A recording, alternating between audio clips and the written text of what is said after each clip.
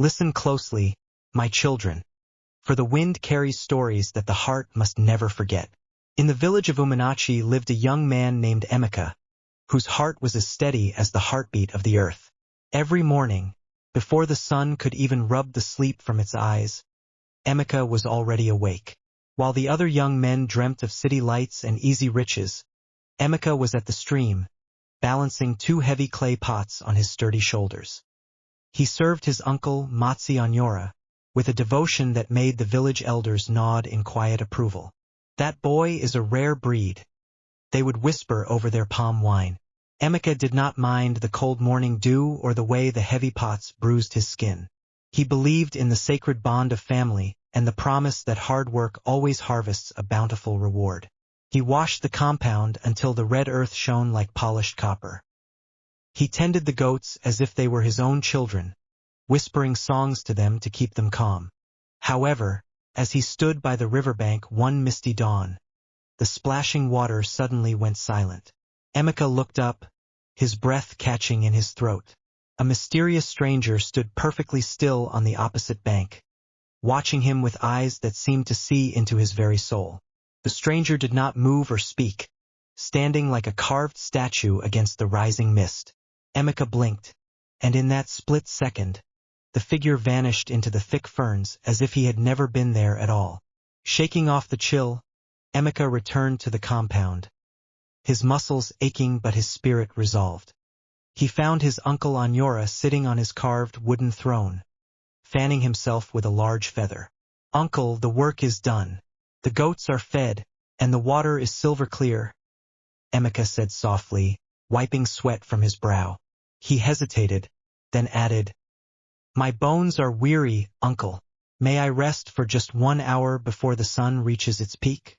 Onyora's face hardened like sun-dried clay. He laughed a dry, hollow laugh that didn't reach his greedy eyes. "Rest? A young man like you asking for rest when the harvest is near." Just then, a neighbor walked past the gate. Onyora's tone changed instantly to a boastful roar. "Look at my nephew. I have raised him to be the wisest and strongest in the land. My household is a temple of discipline." Emeka bowed his head, but as he moved to the back room, he noticed a hidden ledger sitting open on his uncle's desk, covered in strange, dark ink. The ledger was filled with names and numbers that made Emeka's heart skip a beat. There were rows of figures representing debts that no one in the village knew existed, including names of men who had passed away years ago. Emeka backed away quickly, his mind spinning like a whirlwind. Why would a man as honorable as his uncle keep such a secret record of misery? The next market day, as Emeka carried a heavy basket of yams, a neighbor named Nady pulled him aside into the shade of a massive irako tree.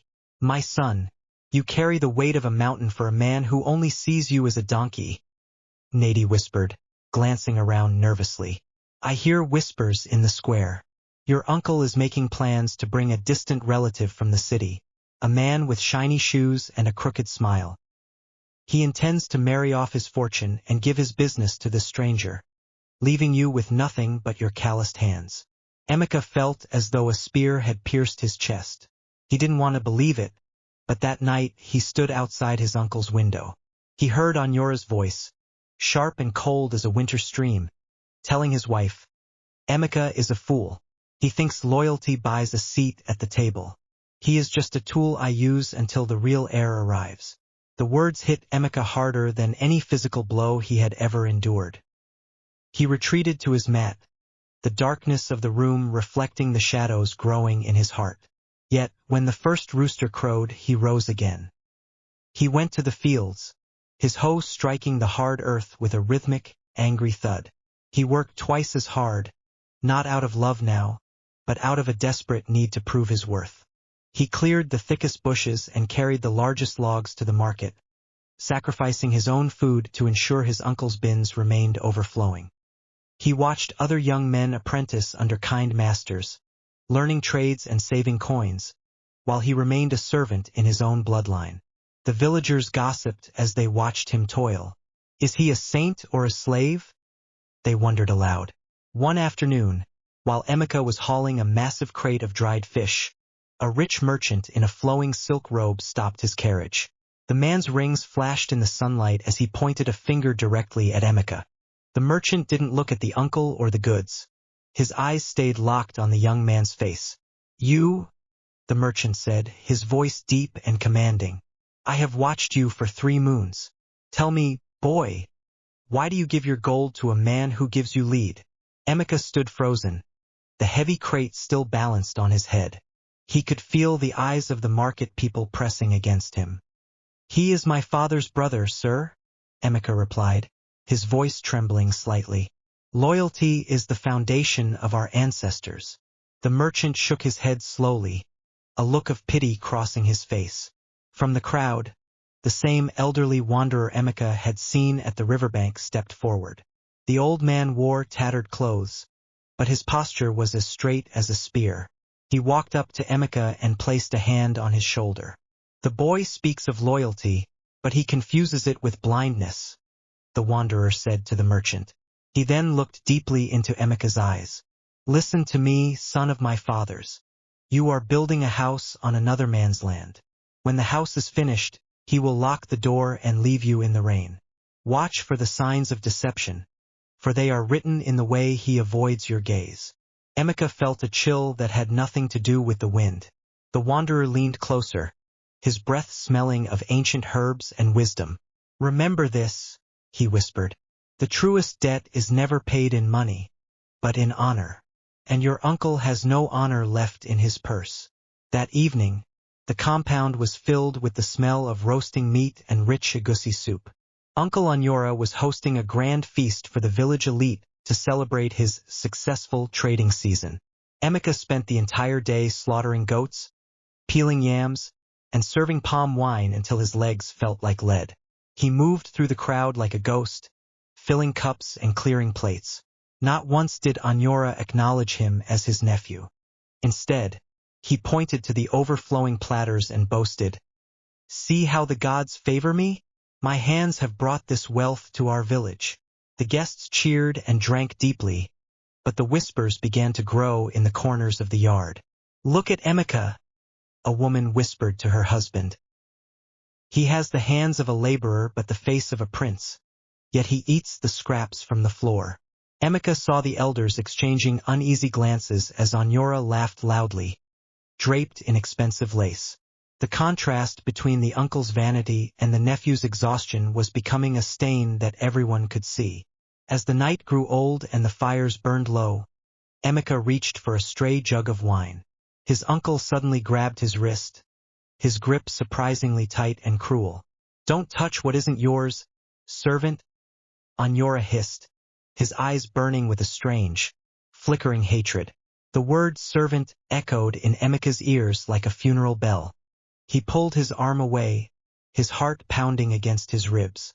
The next morning, after the guests had departed, Onyora called Emeka into the central hut. He tossed a small, dirty pouch onto the floor.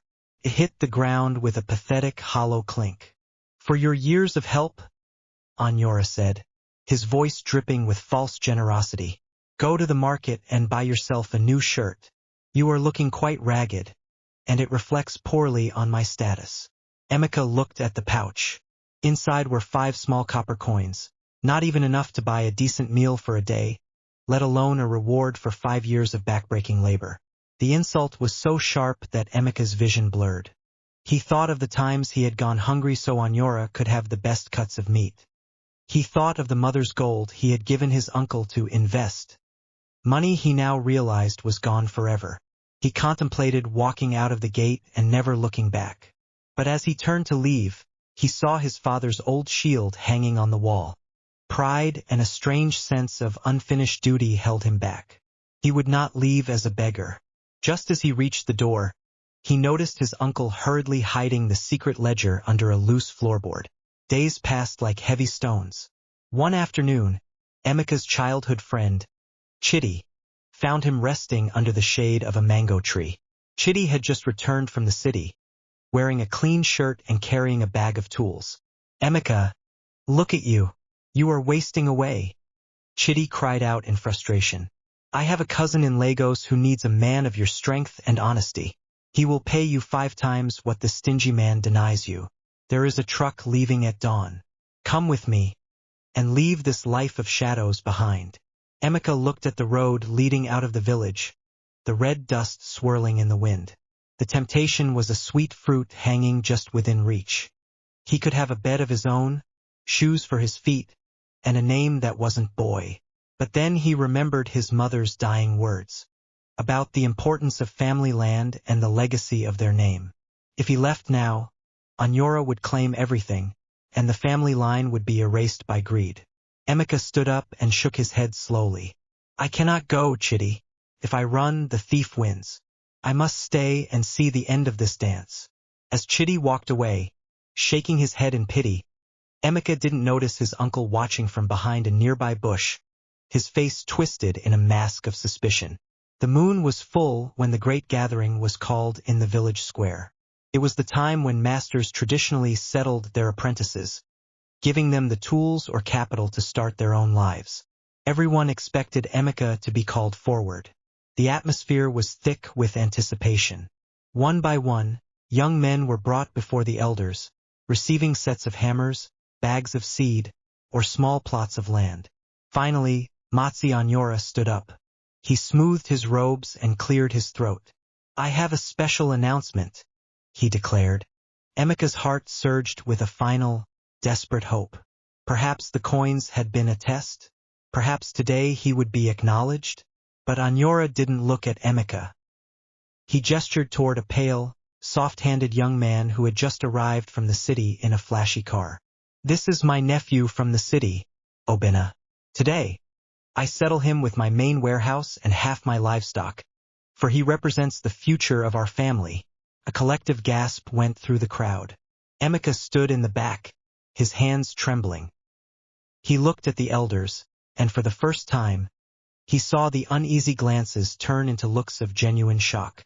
Uncle Anyora sat down, intentionally ignoring Emeka's presence, as if he were nothing more than a blade of grass in the wind. The silence that followed was heavier than a tombstone. Emeka felt the hot sting of tears, but he refused to let them fall in front of the man who had stolen his youth. That night, driven by a cold, sharp clarity, Emeka waited until the compound was silent. Anyora stepped closer, the heat from the lamp singeing the air. Give me the book, and I might let you stay as a night watchman, he mocked. Emeka handed over the ledger slowly, his face a mask of calm that hid the roaring ocean inside him. He knew that fighting now would only lead to his own ruin. He walked out of the hut and headed straight for the river, the same spot where he had seen the stranger. He sat on a rock and stared at the dark water, feeling the weight of his own powerlessness. To the village, Anyora was a pillar of success. His cunning was praised as business sense, and his wealth covered his many sins. Emeka felt forgotten by the gods and his ancestors. He picked up a stone and threw it into the water, watching the ripples fade into nothingness. Is this how it ends? He whispered to the night. Does the predator always eat the lamb? He stayed there until the stars began to pale, hiding his growing resolve behind a veil of silence. He crept into the central hut and moved the loose floorboard. His hands found the hidden ledger. He didn't just find debts, he found the truth. His uncle had not only spent Emeka's mother's gold, but had also forged a document saying Emeka's father had signed over the entire family estate to Anyora to cover a gambling debt that never existed. The betrayal was complete. His uncle had planned this for years, stripping Emeka of his past and his future in one stroke. Suddenly, the door creaked open. A shadow fell across the floor. Emeka looked up to see his uncle standing there, holding a flickering oil lamp. Anyora wasn't angry. He was smiling. It was a slow, oily smile that made Emeka's skin crawl. So, you found the book? Anyora whispered, the light casting long, demonic shadows behind him. But who will believe you, Emeka? I am the great Matsi Anyora. You are just a boy with dirty fingernails. In this village, the man with the gold writes the truth. He realized that if he couldn't win with strength, he would have to win with time. Just as he turned to leave, a voice behind him said, Patience is a weapon only the brave can carry. He turned to find the wandering elder standing among the trees. The elder beckoned Emeka to follow him deep into the forest, far from the prying eyes of the village. They reached a small, hidden clearing where a fire burned without smoke. "Your uncle thinks he has won because he has the paper," the elder said, his voice like the rustling of dry leaves. "But he forgets that the forest remembers every drop of sweat you gave the earth." For the next several days, Emeka met the elder in secret. The old man didn't teach him how to fight with fists. He taught him the wisdom of strategy and the power of observation. He taught him how to read the ledger of the soul, to see where a man was weak and where his greed made him blind. The hunter who is too proud of his trap often forgets to watch his own feet, the elder cautioned. He showed Emeka how to gather information without speaking and how to build a network of those who had also been wronged by Onyora. A plan began to form in Emeka's mind, a plan that required him to return to the compound and play the role of the broken, defeated servant. "Go back," the elder whispered. "Let him think he has crushed you. A man who thinks he is God is the easiest to topple." Emeka returned to the compound with his head bowed and his shoulders slumped. Onyora laughed when he saw him, calling him a beaten dog in front of the servants. Emeka said nothing. He went back to his chores, but now his eyes were wide open. He watched his uncle flaunt his wealth at the city market, buying expensive clothes and belittling the local traders who couldn't keep up with his prices. Onyora's hubris was growing like a weed in the rainy season. "I am tired of promises, Matsi. The interest has doubled." While Onyora scrambled to manage the crisis, Emeka began his own quiet moves. He spent his few hours of rest helping the villagers. He helped the widows repair their roofs and taught the younger boys how to track the best game. He did this for free, asking only for their friendship. He was building a different kind of wealth, the wealth of loyalty. He quietly gathered stories from other families who had lost land to Onyora's forged documents. He became the ear that listened to the village's pain. Uncle Onyora grew suspicious of Emeka's quietness, but every time he checked, the boy was just scrubbing floors or feeding goats. "He is harmless," Onyora told his city nephew, Obinna. "The spirit of rebellion has been beaten out of him. He is just a shell now." He dismissed Emeka as a non-entity, unaware that the shell was actually a shield, and behind it a warrior was sharpening his blade. As he boarded the truck, he hid a clever, detailed map of his uncle's secret business dealings inside his shirt.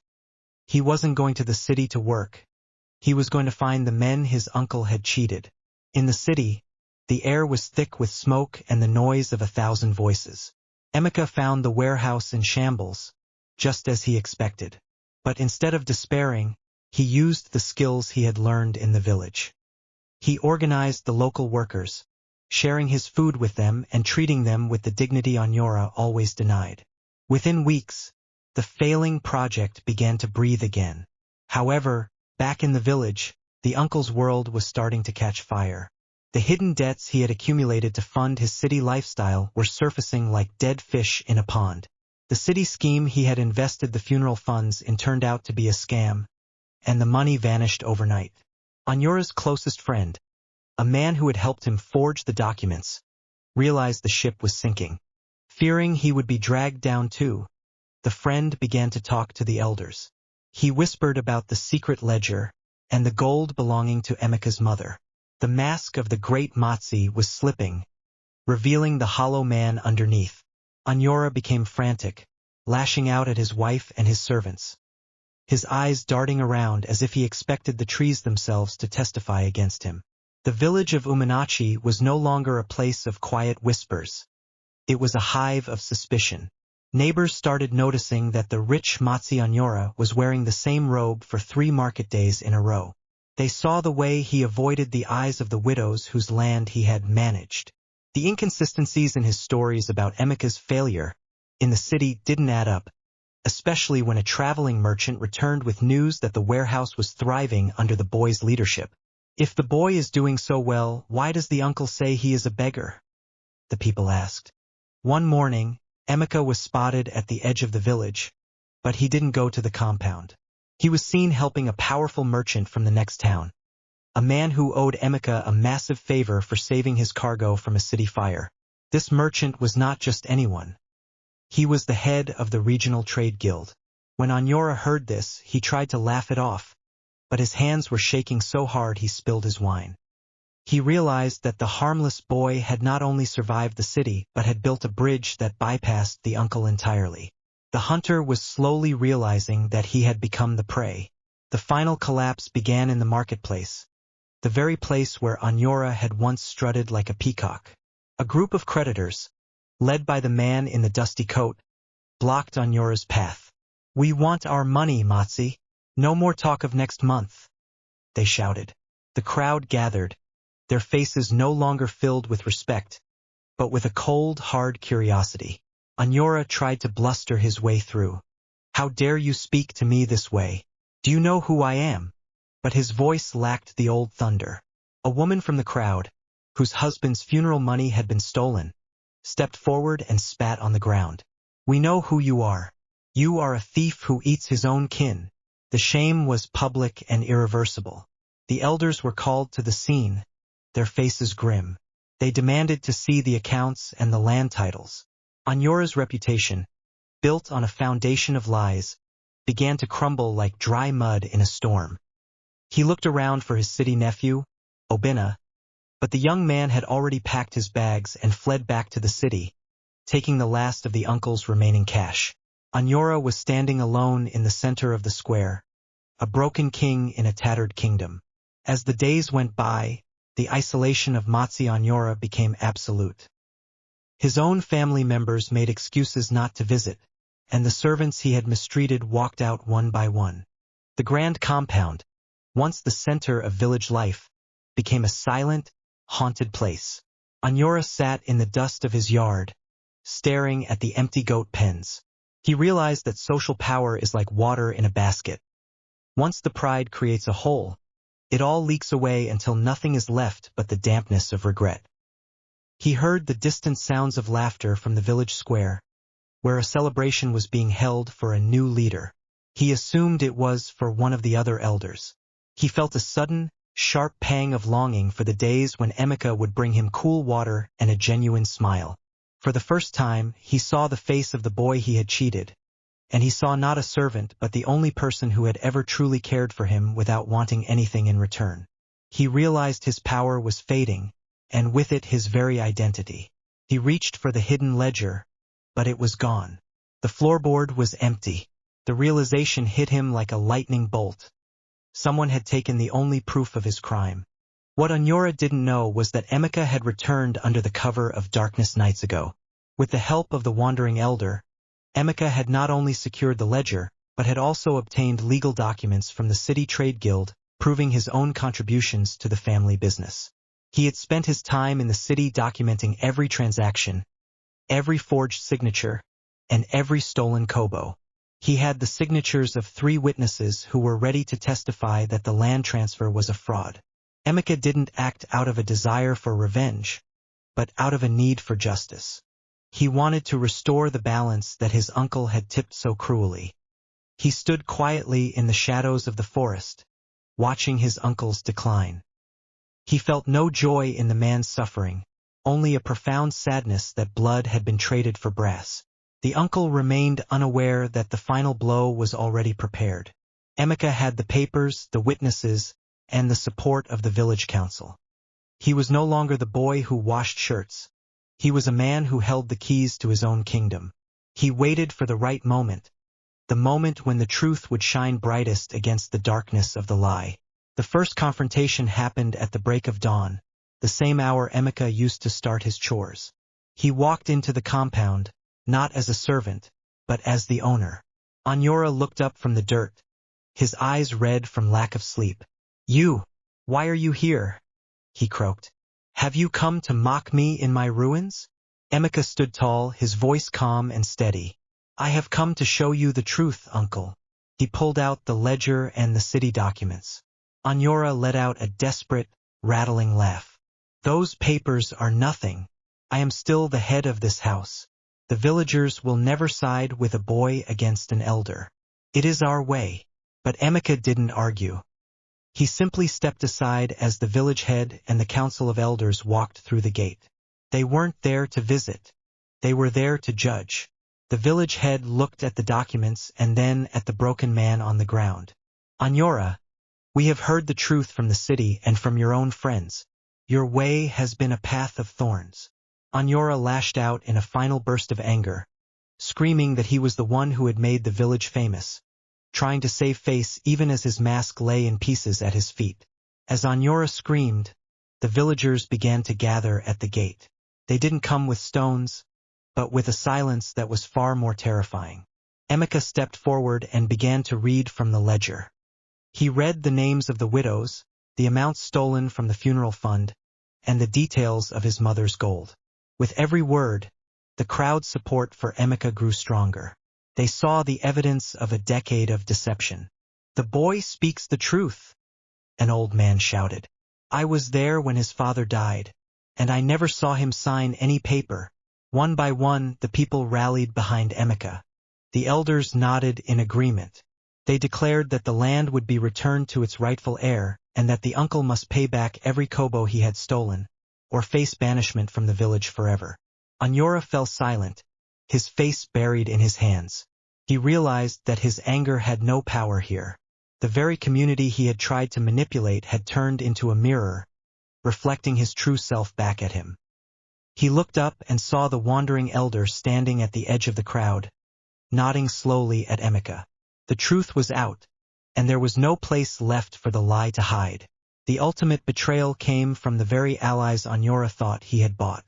His former business partners, seeing that the tide had turned, stepped forward to reveal even more hidden manipulations. They told of how Anyora had cheated them too, how he had used Emeka's hard work to cover his own failures. They produced letters where Anyora had mocked the village elders, calling them backwater fools, who were easily blinded by a little palm wine. The revelation of his inner contempt was the final nail in the coffin of his reputation. Anyora was left speechless, his mouth opening and closing like a fish out of water. He looked at the faces of the people he had known his whole life and saw only strangers. He had traded his soul for a status that was now a weight around his neck.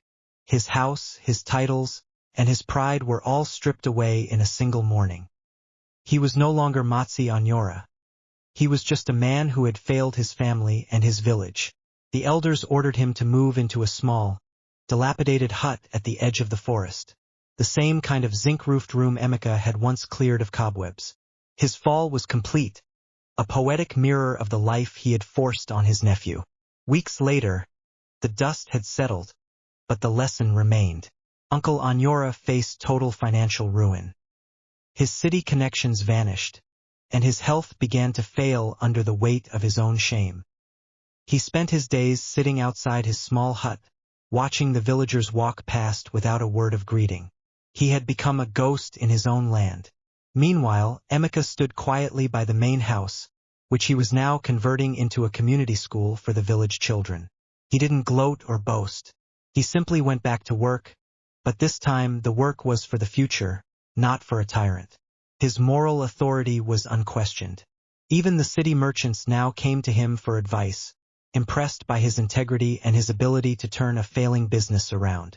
He had reclaimed his rightful position, not through violence, but through the slow, steady pressure of the truth. He looked at the fields he had once tilled for another and saw a harvest that belonged to everyone. He had proven that the one who serves with a clean heart will eventually be the one who leads.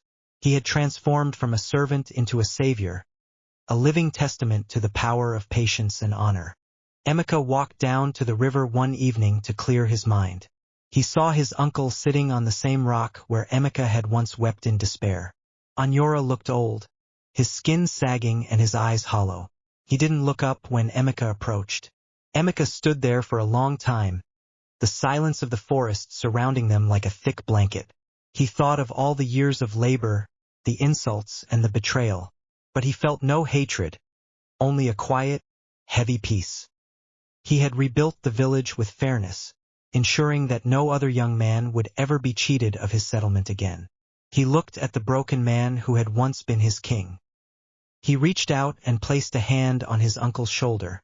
the same gesture the wandering elder had once given him. Anyora looked up, a single tear tracking through the dust on his face. The wind carries this question to you today, my children. What would you do in Emeka's shoes?